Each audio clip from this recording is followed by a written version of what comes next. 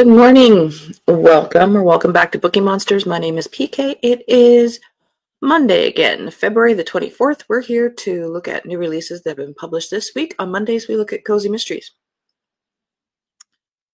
Quick announcements. I don't have any sprints tonight. Our next sprints are on Tuesday evening at 8 p.m. Eastern Time, which is 6 p.m. my time. So 8 p.m. Eastern Time, we go for 2.5 hours. We do every Tuesday and Thursday evenings and Saturday afternoon at 3 p.m. and that goes for 5 hours. Hope you had a good weekend. Mine was all right.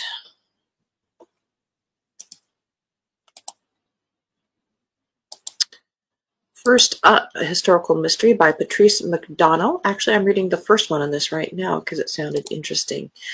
It had been on my radar, but became more interesting. A Slash of Emerald. This is first in the Dr. Julia Lewis Mysteries. London, 1867. Among the genteel young ladies of London society, painting is a perfectly acceptable pastime, but a woman who dares to pursue art as a profession is another prospect indeed. Dr. Julia Lewis, familiar with the disrespect afforded women in untraditional careers, is hardly surprised when Scotland Yard shows little interest in the complaints made by her friend Mary Allingham about a break-in at her art studio. Mary is just one of many lady painters being targeted by vandals. Painters' sitters are vanishing too, women viewed by some as dispensable outcasts. Inspector Richard Tennant, however, takes the attack seriously, suspecting their link to the poison pen letters received by additional members of the Allingham family. For Julia, the issue is complicated by Tennant's previous relationship with Mary's sister-in-law, Louisa, and by her own surprising reaction to that entanglement. But when someone close to them commits suicide and the young woman turns up dead, the case can no longer be easily ignored by respectable society. Layer after layer, Julia and Tennant scrape away the facts of the case like paint from a canvas. What emerges is a somber picture of vice, depravity, and deception, stretching from London's East End to the Far East, with a killer at its center, determined to get away with one last grisly murder.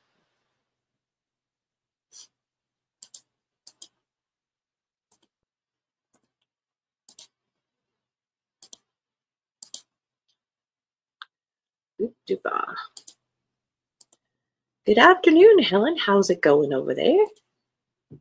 Hi, Mary. Happy Monday. Sunny and getting warmer today. Go for a massage this morning. Oh, nice. So excited. It's been a long time.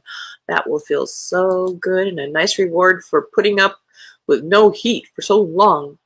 Good morning, Kim. How are you doing?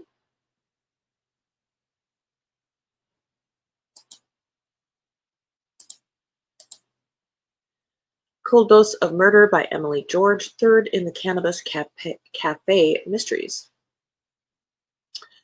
Chloe still can't believe the magic carpet ride her life has become. From a career and romantic crash and burn as a Parisian pastry chef, she turned things around by starting the Baked by Chloe Cannabis Cafe in her seaside hometown of Azalea Bay, California. Now one of the town's hottest spots, the cafe has earned a coveted booth in the Bay's famous Summer Ice Cream Festival, and Chloe is excited to introduce her cannabis-infused flavors. Plus, a rave review by influential podcaster and food critic Callista Bryant is sending Chloe's sales into orbit with no bad vibes in sight, until Chloe finds Callista sprawled toes up under an ice cream food truck, as dead as the Wicked Witch of the West. With so much already on her plate, Chloe is determined to avoid sleuthing this go-round, but when rival cafe owner and suspect Star Bright asks Chloe to help prove she's innocent, she's soon hip-deep in the many enemies, competitors, and ex-friends the ruthlessly opinionated Callista was expert at racking up. And now Chloe is heading for what could be a life-ending buzzkill, courtesy of one insidious murderer. It says cannabis and CBD infused recipes included. Always consume responsibly.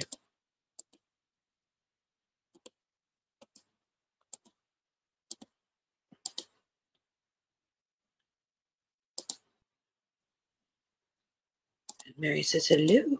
Kim says stuffy nose again. Getting in the 60s today. Holy moly, that's nice. And Kim says hi to Mary back.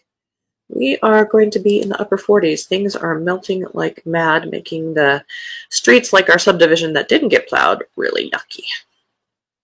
but there's the constant drip, drip, drip. We had like 30 inches of snow in these storms recently, so all that's melting now. Yay, but I Died for Beauty by Amanda Flower, third in the Emily Dickinson Mysteries. Amherst, 1857. The Dickinson family braves one of the worst winters in New England's history. Trains are snowbound and boats are frozen in the harbor. Emily Dickinson and her maid, Willa Noble, will have never witnessed anything like it. As Amherst families attempt to keep their homes warm, fears of fire abound. These worries prove not to be unfounded as a blaze breaks out just down the street from the Dickinsons in Kelly Square, the Irish community in Amherst, and a young couple is killed, leaving behind their young child. Their deaths appear to be a tragic accident, but Emily finds herself harboring suspicions there may be more to the fire than meets the eye. Emily and Willa must withstand the frigid temperatures and discover a killer lurking among the deadly frost.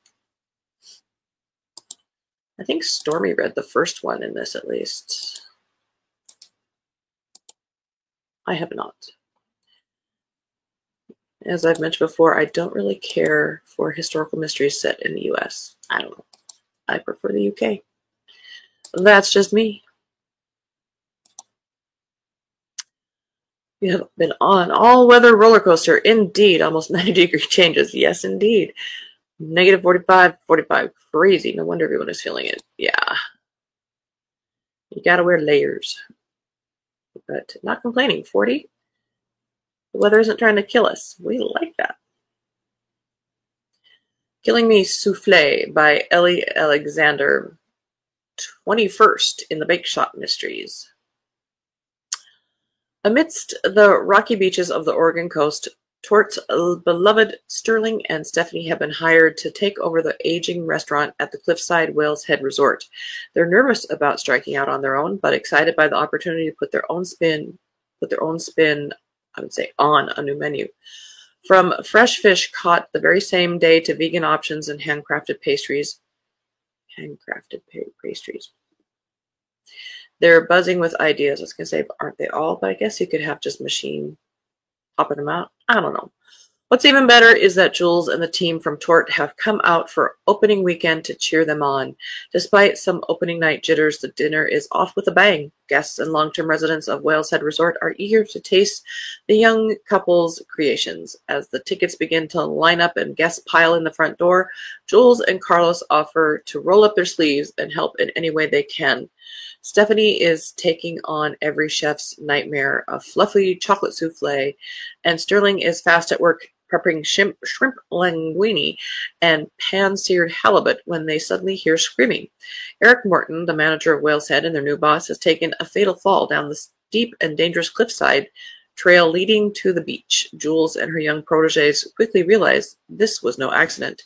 Now the team will have to juggle the investigation while keeping the restaurant and Steph and Sterling's new jobs from crashing like the waves along the cliffs.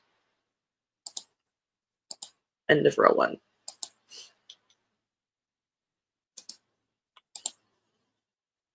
Carleen O'Connor has a new one. Hi, Swink. Is it Happy Bartender Day? Happy Bartender and Happy Tortilla Chips Day. Those things seem to go together. Mary says, hello. Murder in an Irish Garden, 11th in the Irish Village Mysteries.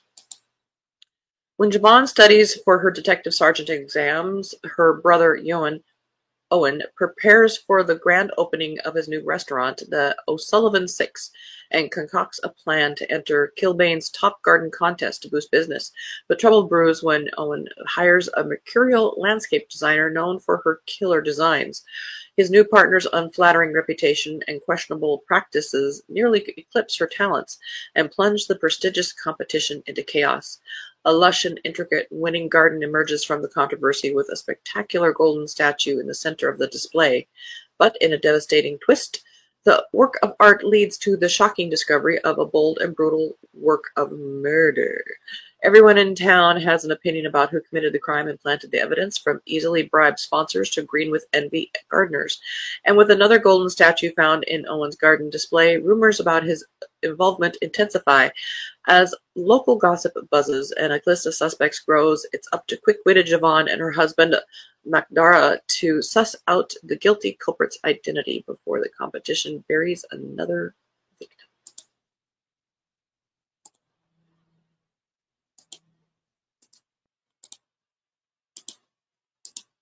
The Next Deadly Chapter by V.M. Burns, 10th in the Mystery Bookshop series. He says, the police never seem to be present or do much in these books. All the problems are solved by locals. Indeed, no wonder they're kind of, will you please stay out? This is my job. All Sam wanted was, or they're married to the sheriff. All Sam wanted was to make a good impression on her fiancé, Frank's mother, the very popular Dr. Camilla Patterson. But when Nano Joe and the lively ladies of Shady Acres Retirement Village throw a surprise bridal shower for Sam at the Four Feathers Casino, watch out. Things spin out of control faster than a roulette wheel. Fortunately, Sam knows when to fold them and slips back to her room to work on her latest historical mystery set between the wars, in which a house guest meets a grim end at an English country manor. The morning after brings another rude surprise. Sam gets a frantic call from Camellia, who's discovered a dead body in her room. Now winning over her soon-to-be mother-in-law means keeping the good doctor out of potential scandal and attempting to discreetly solve a murder without ruffling any feathers. For that, she'll need the help of Nano Joe, not exactly the soul of discretion, Detective Stinky Pit, and the ladies, because the casino killer keeps upping the ante.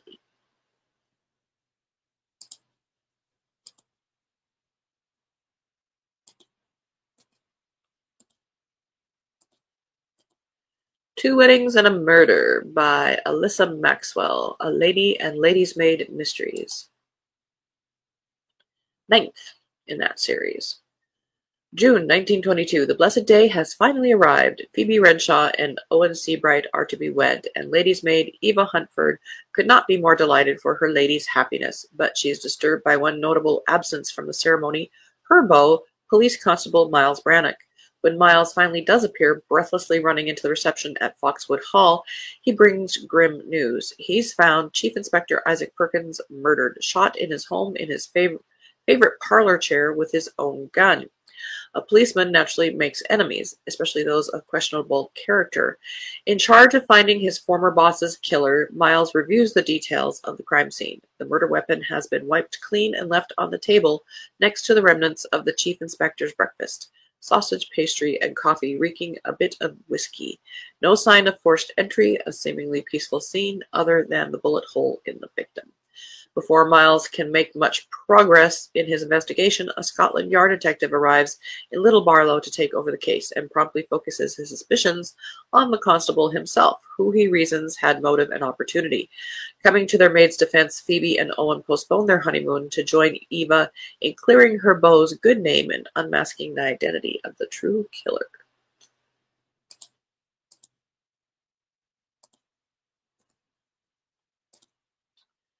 Cindy Bell has a new one.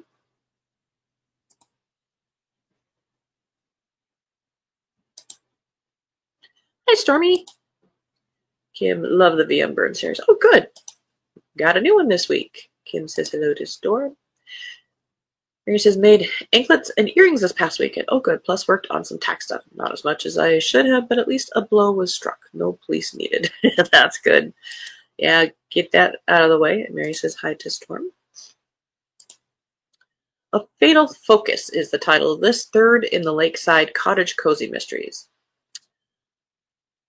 Winter has settled over Newfield, Vermont, and Bobby Walker is still adjusting to the snow-covered landscapes and frosty mornings. With her golden doodle, Bailey, by her side, she's embracing her new life in the cozy lakeside cottage, forming friendships, and exploring the possibility of a new romance. In the midst of it all, she's determined to uncover more about the secrets of her own past. But when a photographer visiting the area is found dead, Bobby is pulled into another mystery. As she works to unravel the truth, she discovers that just about everyone seems to have something to hide. Between buried lies, puzzling clues, and carefully guarded secrets, Bobby begins to piece together what really happened. With the snow piling up, Bobby heads straight toward trouble in an attempt to uncover the truth. Can she solve the mystery before the trail goes cold? End of row 2.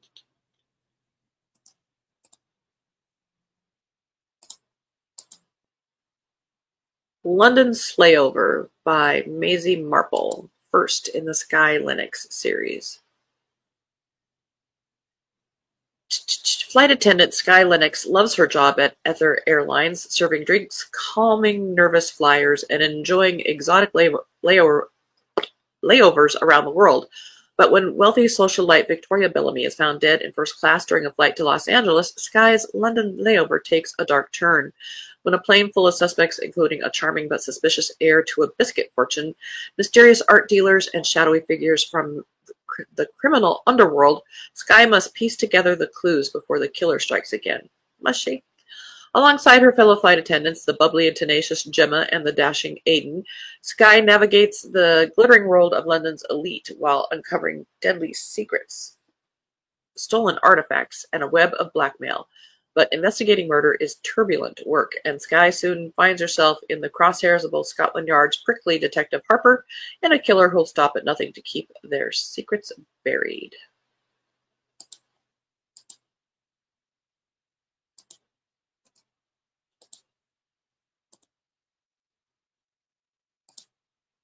Original Twins by L.A. Boroff and Lorraine Cook.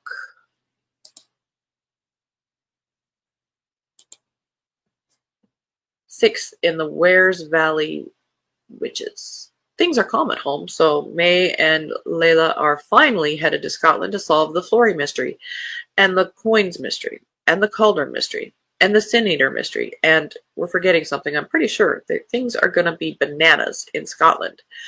First, Bertha has decided to go, which is handy because she knows someone who can portal everyone.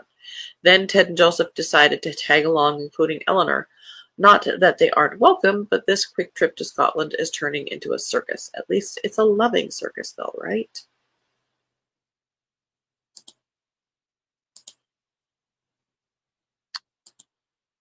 This next one is a choose your own adventure type.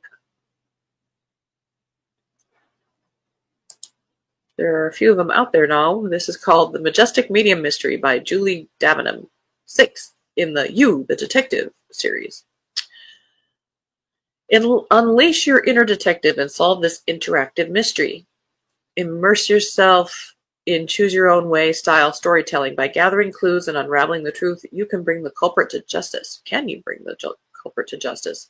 In the cozy English village of Much Happening, whispers of mystique and wonder beckon as the Spirit Queen, revered psychic medium, graces the village hall with her presence. However, the ethereal spectacle takes a dark turn when in the midst of her show, tragedy strikes.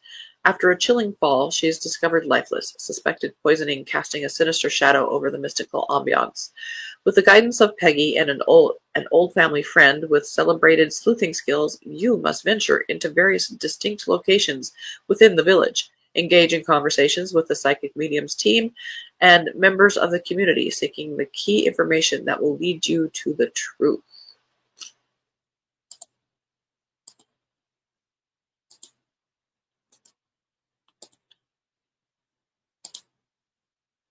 Where's the Quetzal? By Jen Dodrell, 2nd in the Empty Nesters series.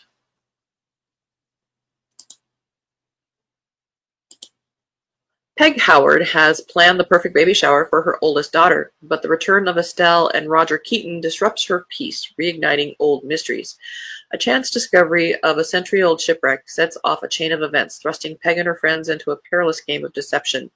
As they unravel the mysteries surrounding a rare Quetzal bird, they uncover a plot that threatens their very lives. With Detective Marcus Sharp and her mother-in-law Hazel by her side, Peg races against time to solve the mystery. But as she digs deeper, she realizes that some truths are better left buried. End of row 3. Got time for a couple more. Puzzled for Murder by J.C. Eaton, 14th in the Sophie Kimball Mystery Series. It's a blistering hot summer in Sun City West, and members of the retirement community are happy to escape into the air-conditioned bliss of the library to work on a mammoth 40,000-piece jigsaw puzzle. Holy moly. But things begin heating up inside too when members clash with the domineering head of the puzzle committee over which puzzle to solve, until someone settles the matter by killing her. Now it's up to Sophie Fee Kimball to put all the pieces of the murder plot together and catch the culprit responsible. Any number of the jigsaw aficionados, I put an N in there, sorry, could have wanted the victim out of the picture for her personality alone, but Fee suspects there was a more sinister motive behind the murder. Then the chosen puzzle and the library itself are struck by one instance of sabotage after another, and Fee's convinced that someone is sending a menacing message. But just as she unearths a telling clue and slots it into place, she finds herself in a race against time to finish the puzzle and solve the case before the killer goes to pieces and finishes her off too.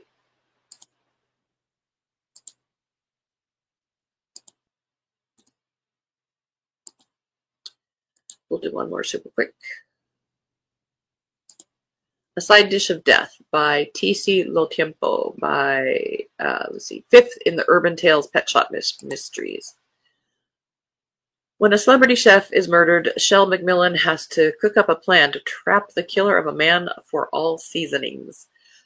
With Adopt a Cat Month in full swing in Fox Hollow, pet shop owner Shel McMillan decides that hosting a night of murder mystery dinner theater will be a fun way to raise funds for the cause. But she didn't realize that the celebrity chef she'd hired for the event would turn out to be a tyrannical snob, or that her scoundrel of an ex-fiancé would turn up with his own shady agenda. Still, the show must go on, and as the light-hearted plot on stage unfolds, the scene offstage turns decidedly darker when the chef is found murdered. Rather than question an entire room full of possible suspects, Shel determines that looking into the victim's past will lead her to the culprit more quickly. What she finds is that the chef had left behind a disreputable past and a trail of disgruntled people, including a long string of women he'd wronged and a host of others who may have been out for revenge. But as Shel closes in on the killer is closing in on her. And she's discovering that while too many cooks can spoil the broth, being a murderer's next target can really ruin your appetite.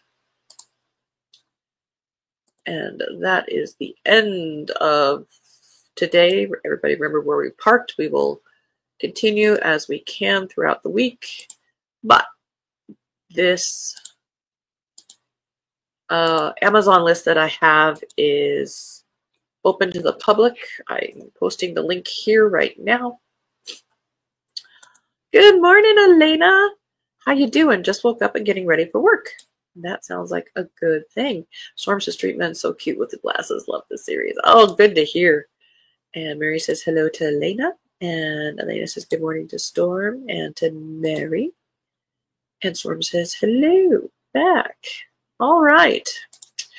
Well, again, I don't have any sprints tonight. I'm not sure. Is it on yours, Stormy? Mary, thanks so much. Hope everyone has a great Monday and start to a new week. Indeed. Hope to see you on Randy's. Let's see. My next sprints are on Tuesday, so tomorrow night at 8 p.m. Eastern. Cross your fingers everything goes well with Steve. He gets his cast today, if all goes well. Hope you have a good Monday. Tomorrow we'll be doing crime fiction and thrillers. Elena says, thanks for the live show. Absolutely. Thanks for being here, sweetie. And as the banner says, don't be a bookworm, be a bookie monster. Have a good day and God bless.